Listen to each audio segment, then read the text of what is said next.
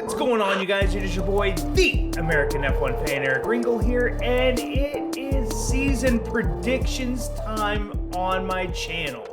Now, before I move on, down in the description box below, there'll be a Google Doc form that you guys can go fill out yourselves and give me your predictions for the 2023 season. You can pick who you think will win the championship, who you think will win the Constructors, who will be the best rookie, your boldest prediction for the season. So go into that description box and go and click on the link and fill that out. And maybe, just maybe, I'll do a video and we'll go over some of the responses you guys gave.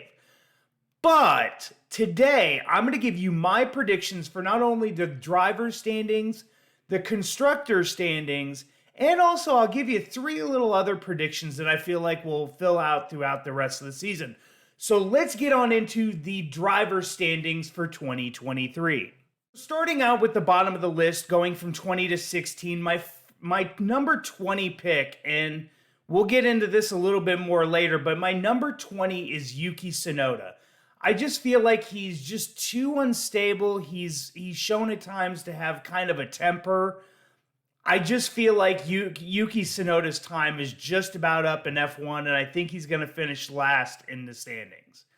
Then moving on to number 19, I've got Logan Sargent. I have nothing against the guy. I hope he does amazing and represents the United States really well, but he is at a Williams team that has had no general direction the last couple seasons. We don't know what their car is going to be able to do going in this season. And, you know, he's got a teammate like Alexander Albon to partner against and to go up against. That's going to be a tough, tall order for him. Then moving on to number 18, I've got Lance Stroll. I don't like Lance as far as, I just don't think he's got the skill. And especially with Aston Martin, we saw last season, you know, that they started off extremely slow, and yes, they picked it up at the end of the season. But with his dad having his hands so much into the development of the car, I'm kind of concerned on whether or not that car is going to be, you know, where it was at last season.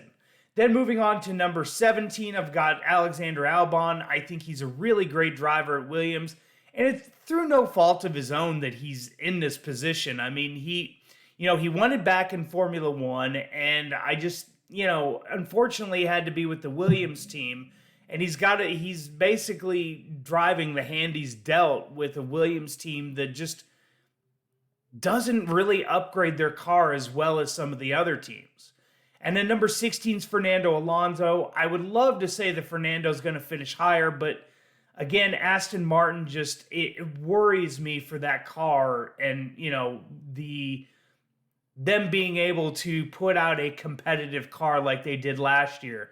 I mean, Alfa Romeo ended up beating Aston Martin last season, so I feel like they're either going to stay where they're at or take a step back this year. So then moving on to number 15, I've got Oscar Piastri. I know that a lot of people are thinking the world of Oscar, and I get it. He's a rookie this season, but I think there's just so much expectation now on him. You know, with him leaving Alpine, you know, during this huge contract dispute, you know, moving over to McLaren, I just think there's going to be such high expectations on Oscar Piastri to, you know, basically perform this year that I think he's going to fail because of those expectations. Now, moving on to my number 14, I've got Nick DeVries. Nick DeVries has shown, and he showed in the Williams last year in Monza, you know, that he can really drive a Formula One car. And I'm really surprised that he didn't get an opportunity much sooner than this. You know, he's had to go to Formula E. He's always been the reserve driver. And this year, I think moving over to an AlphaTauri team, you know, that, you know, finished second to last in the standings, you know, he's going to probably basically be getting what Pierre was driving. And I think he's got just as much talent as Pierre. And I think he's going to be able to at least drag it up to the number 14 position. Then moving on to number 13, we have Esteban Ocon. I I know there's a lot of people that are really high on Esteban, at Alpine and what he's able to do. I just, I think he's not necessarily gotten lucky, but I just feel like that there's been a lot more praise heaped on him than he necessarily deserves. I mean, he was out of Formula 1, basically almost 3 years ago. He was the reserve driver at Mercedes. He really wasn't putting up the points like he should have been when he was at Force India and Racing Point. When Sergio was his teammate, Sergio was beating him on a regular basis. I just think now that Pierre's going to be at that team, the team is going to focus more on Pierre, and Esteban's going to kind of take a back seat. Now, moving on to number 12, I've got Nico Hülkenberg. I think the Haas Formula One team and Ferrari, and their customer teams in general, if the rumors are true that, the engines, they've fixed the reliability issues that plagued the Ferrari engines, most of last season. If they fix those problems and they also added horsepower to those engines before the engine freezes came up, this is going to mean big things for Ferrari, for Alfa Romeo, and for Haas. And I just think with Nico coming back to the sport, I really, truly think that Haas is going to be a midfield contender, to potentially push for, best of the rest, maybe even push for a top 3 position. Then moving on to my number 11, I've got Kevin Magnussen. Kevin Magnussen has shown in his time coming back to Formula One that he has not missed a step. He was able to, to basically a week notice last season going into testing, he was able to, basically bring that car back to, a midfield fighting team. And, yes, they slowed down towards the end of the season, but when you don't have as much money to spend last season as you do now, this team is going to be able to upgrade after upgrade after upgrade. So then moving on to my number 10, I've got Zhou Guanyu. I think Alfa Romeo is going to have an amazing season this year. And I just truly think that Guanyu Zhou does have talent at Alfa Romeo. And there were really good signs of that all throughout last season. He had to deal with, reliability issues of his own. He had that crash at Silverstone, which I think was in the back of his mind. But I think this year he's going to be a top 10 driver. Then moving on to my number 9, I think Lando Norris finishes 9th. And again, I think McLaren may take a step back compared to where they were last year. I think Lando Norris is still a great driver. It's going to be a top 10 drive for Lando Norris. So I think McLaren as a team takes a step back this year, and it's going to kind of hurt Lando in the process. Then moving on to my number 8, Pierre Gasly. Like I said at Alpine, Pierre Gasly is going to probably be looked at as their number 1 driver, even though they say they're equals. I think they're going to put a lot more focus and time and energy into Pierre, to really kind of, give him every opportunity to be the driver that, he really should have been at Red Bull, at AlphaTauri. They're going to give him every chance at all costs to, basically make him the number 1 driver and have him fight for a championship. But then moving on to my number 7, I think it's Valtteri Bottas. I just think Alfa Romeo, like I said, is going to be really good this year. And Valtteri has still shown that he's got so much left in the tank. I mean, he was taking it to Mercedes early on in 2022 season. So I think 2023, we're going to get more of the same. But then moving on to my top 6. At number 6, I have Sergio Perez. And a little bit of a spoiler as we move on.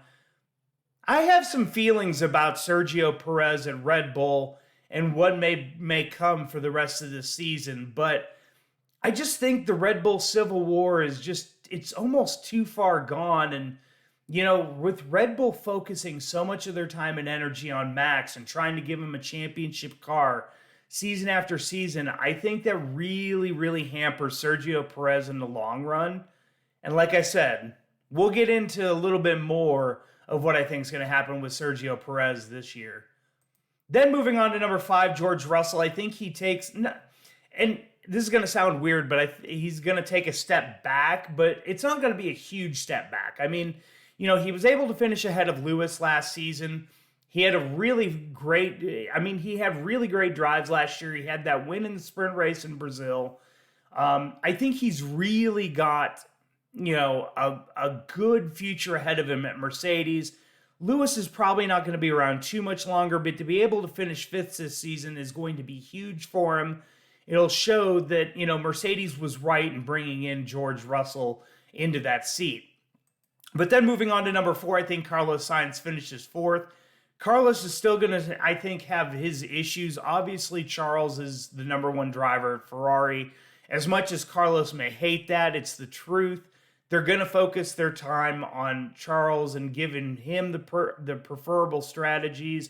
They're going to give him the preferable upgrades. They're going to probably look to him first, when they decide, what kind of upgrades the team's going to go after. And so I think Carlos Sainz will benefit some from that, but I don't think he's going to benefit it enough to finish in a top 3 position. So then moving on to my number 3, I've got Lewis Hamilton. I think Lewis has a really good bounce back season this year. And to me, I think the top 3 is going to be a fight for this championship all season long. Maybe you can consider top 4, but I wouldn't go much further than that. I mean, if Mercedes is able to make the gains in, with the upgrades that they're bringing to this car this season, if they're able to, maybe take another step forward, it's going to push them a little bit closer to Red Bull, a little bit closer to Ferrari. But I think in the grand scheme of things, Lewis finishes 3rd, but I think this is going to be a closer points battle for the Drivers' Championship this year than a lot of people think. And now, moving on to my top 2. My top 2. Number 2, Max Verstappen. Now, I know people are going to say, well, he's won 2 championships in a row. I just think, and I'll go ahead and bring up my number 1 with Charles Leclerc, but I think with Ferrari being able to work on the reliability of their engines this year and really put a focus on, what kind of upgrades they want to, make to the body of the car itself, and, focus on a little bit of the reliability and fixing the engine, and if they get that, even, 20 extra horsepower, let alone 30, that is going to be a huge difference for Ferrari throughout the season. And that's going to negate a lot of the great, developments that Red Bull typically brings, throughout the season, being able to, bring an upgrade to the front wing or rear wing or, even, certain smaller parts. That's not going to necessarily equal out, over horsepower, whereas horsepower is going to be able to rule all.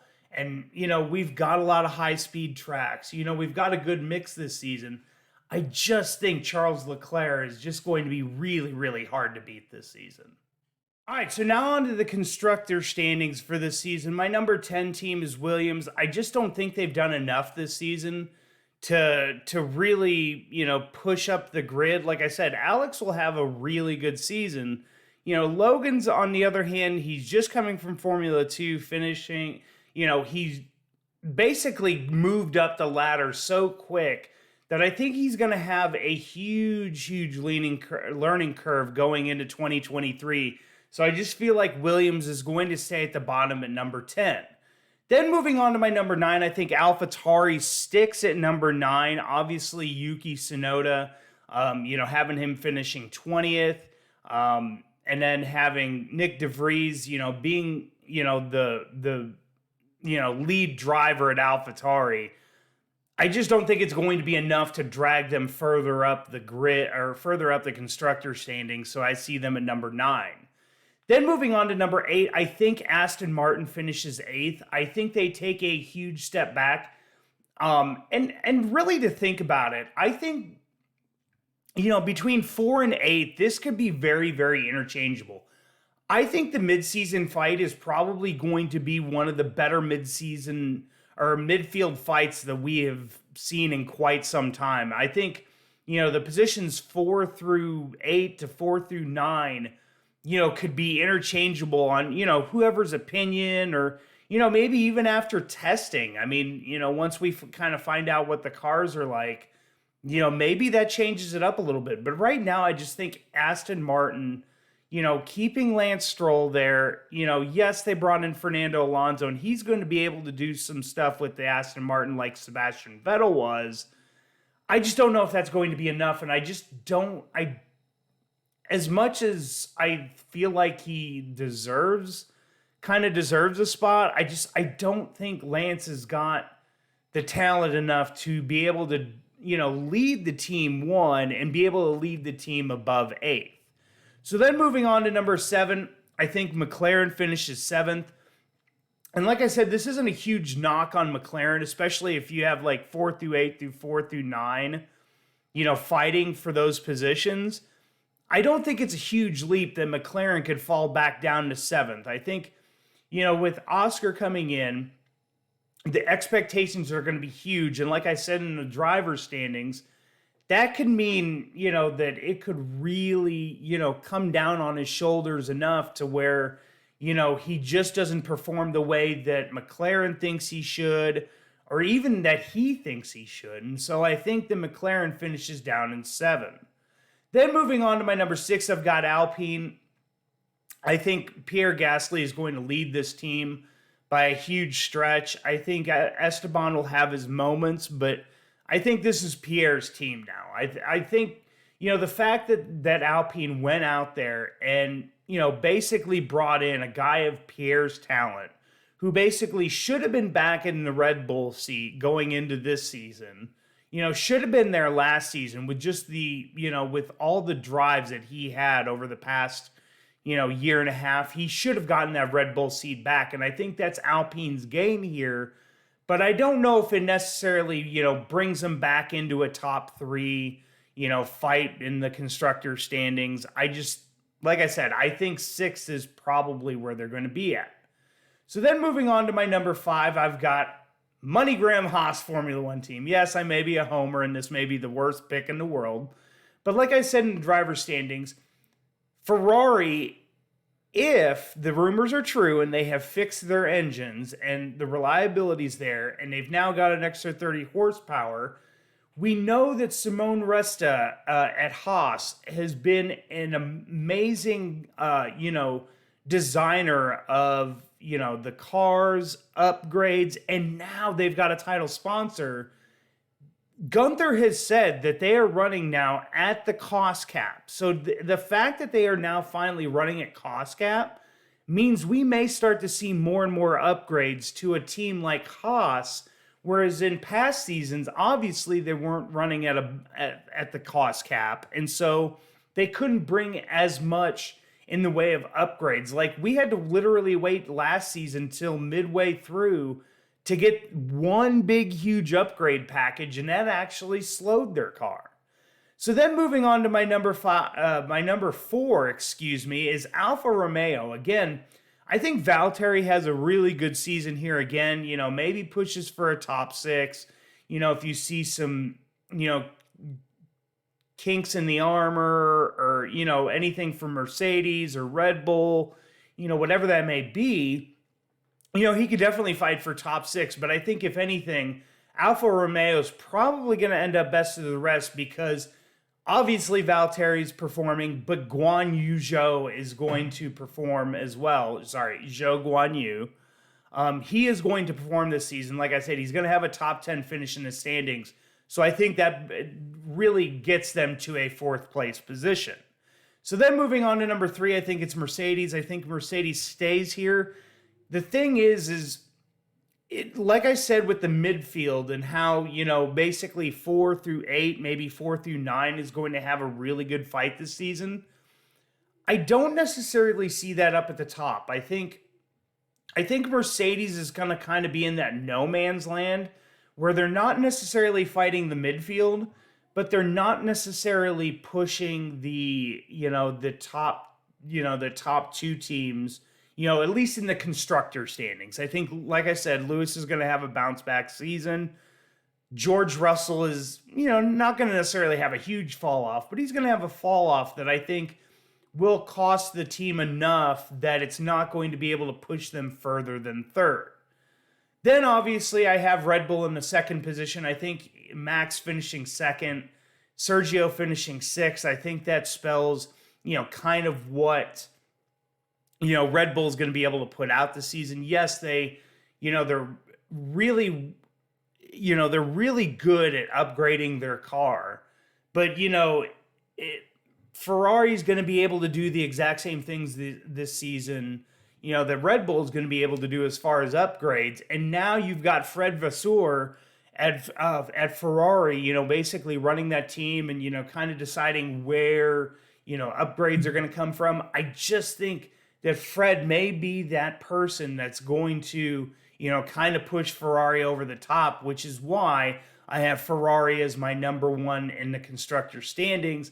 I just think with, the power of the engines that Ferrari has, and I think the mistakes that they've learned from, just last season, with the poor strategy calls and, just not, putting upgrades in the right places. I think this year they're going to put it all together and finally end back up at the number one position in the constructor standings. So now you see one more section here for other predictions for the season. I made 3 other little small predictions that I feel like may potentially pan out. Now, these may be wild ass, and I get it. It's one of those that, like, you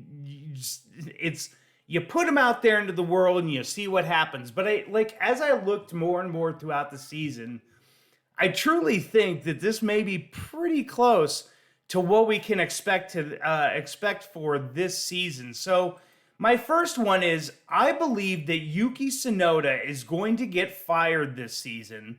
That's why I had him in the 20th position. I believe Yuki gets fired midway through the season. I think with the Red Bull civil war that we have between Sergio and Max, I think Red Bull decides to move Sergio over to AlphaTauri, basically takes the first seat. And now is, basically first driver at AlphaTauri ahead of Nick DeVries.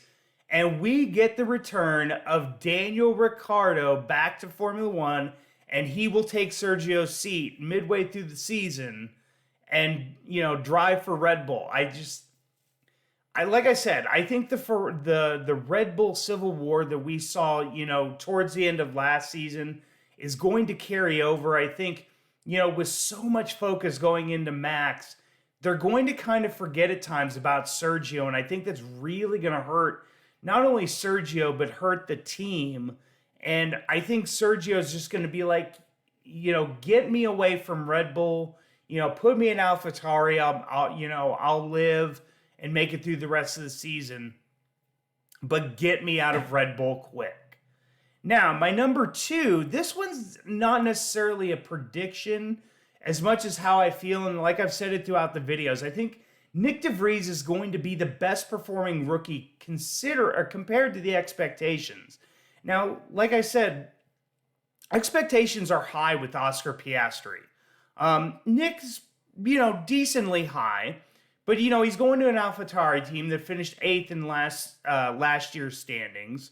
Or excuse me, 9th in last year's standings.